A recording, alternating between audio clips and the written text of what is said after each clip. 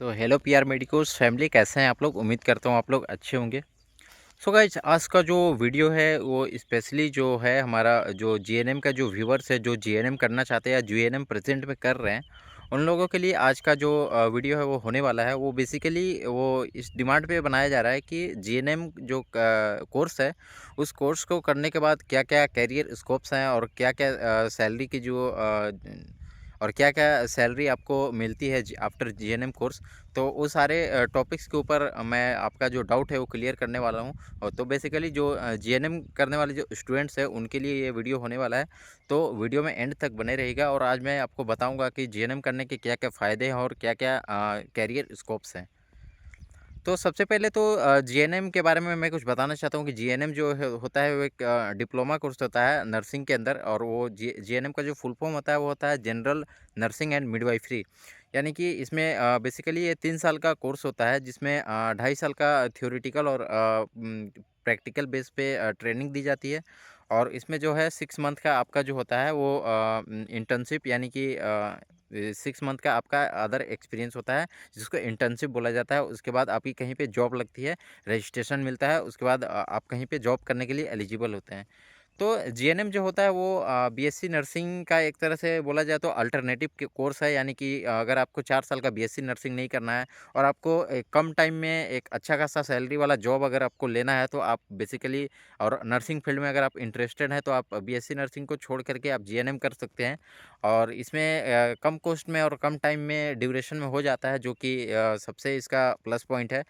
तो यही है। और जीएनएम करने वालों जो स्टूडेंट्स होते हैं वो भी बीएससी नर्सिंग से ज़्यादा कम नहीं होते हैं, बस उनकी थोड़ी वैल्यू कम होती है। बीएससी नर्सिंग का जो कोर्स होता है वो एक अंडर ग्रेजुएट कोर्स होता है, एक बैचलर कोर्स होता है, तो थोड़ी वैल्यू ज़्यादा होती है। बट जो ऐसे देखा जाए सैलरी और जॉब वगैरह का जो एलिजिबिलिटी है कि कौन कौन सा जॉब कर सकते हैं, तो उसमें यही होता है कि जो बीएससी नर्सिंग वाले जिस जो जो फॉर्म भर सकते हैं, वो जीएनएम वाले भी भर सकते हैं। बस कहीं कहीं पे थोड़ा बहुत डिफरेंस हो जाता है। तो वही एक अंतर है। और रही बात जॉब एंड स्कोप्स का, तो जीएनएम करने वाले जो हैं वो अच्छे खासे जगह पे वो लोग भी जॉब कर सकते हैं, नॉर्सेट वगैरह का भी एग्ज़ाम दे सकते हैं। बस फ़र्क यही है कि जो नर्सिंग वाले जो स्टूडेंट्स होते हैं वो डायरेक्ट बीएससी नर्सिंग वाले जो होते हैं वो डायरेक्ट नर्सिंग कंप्लीट करने के बाद आफ्टर रजिस्ट्रेशन नॉर्सेट का के लिए एलिजिबल होते हैं, फॉर्म भरते हैं। लेकिन जीएनएम वाले तुरंत नहीं भरते हैं। कम से कम 2 साल का एक्सपीरियंस चाहिए होता है, कम से कम 200 बेड का हॉस्पिटल से उनका एक्सपीरियंस चाहिए होता है, तब वो नॉर्सेट के एग्ज़ाम दे सकते हैं। और भी कहीं-कहीं पे थोड़ी बहुत डिफरेंसेस हो जाते हैं। और स्टार्टिंग जो इनिशियल जो सैलरी होती है वो बीएससी नर्सिंग से थोड़ी कम होती है प्राइवेट वगैरह में, बट वो भी चल जाती है। धीरे-धीरे एक्सपीरियंस के अकॉर्डिंग जीएनएम की भी जो सैलरी है वो बढ़ती है। उसके साथ-साथ इंडिया में आप जहाँ-जहाँ पे बीएससी नर्सिंग वाले स्टूडेंट्स लोग जॉब करते हैं, वहाँ-वहाँ पे जो है जीएनएम वाले लोग भी जॉब कर सकते हैं। बस फ़र्क बस यही है कि वो लोग टीचिंग नहीं कर सकते हैं, क्योंकि एक डिप्लोमा कोर्स है। तो बीएससी नर्सिंग वाले बेसिकली टीचिंग भी कर सकते हैं, क्लिनिकल भी कर सकते हैं। लेकिन हाँ, अगर आपको टीचिंग वगैरह में जाना है तो आप जीएनएम करने के बाद 2 साल का जो होता है पोस्ट बीएससी वो कर सकते हैं। पोस्ट बीएससी करने के बाद आप बेशक टीचिंग वगैरह कर सकते हैं, और सीएचओ वगैरह का जो एग्ज़ाम होता है उसके लिए भी आप एलिजिबल हो सकते हैं। और रही बात सैलरी की, तो सैलरी भी अच्छी खासी होती है आफ्टर जीएनएम। आप हर एक जगह पे गवर्नमेंट जॉब भी कर सकते हैं, सैलरी भी होती है वो प्राइवेट में 15 से 20 हज़ार स्टार्टिंग हो जाती है, लेकिन एक्सपीरियंस के अकॉर्डिंग ये भी बढ़ते जाती है। और इसके साथ साथ अगर आप गवर्नमेंट में जॉब करते हैं तो बीएससी नर्सिंग और जीएनएम का तो लगभग क्राइटेरिया सेम ही होता है।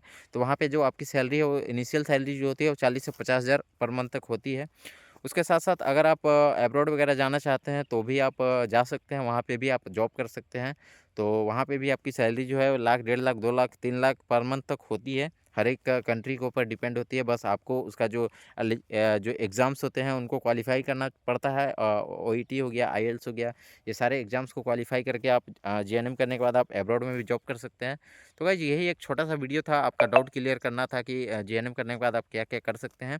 तो वीडियो पसंद आएगा तो वीडियो को लाइक कर दीजिएगा और मेरे चैनल को सब्सक्राइब कर दीजिएगा। Thank you so much.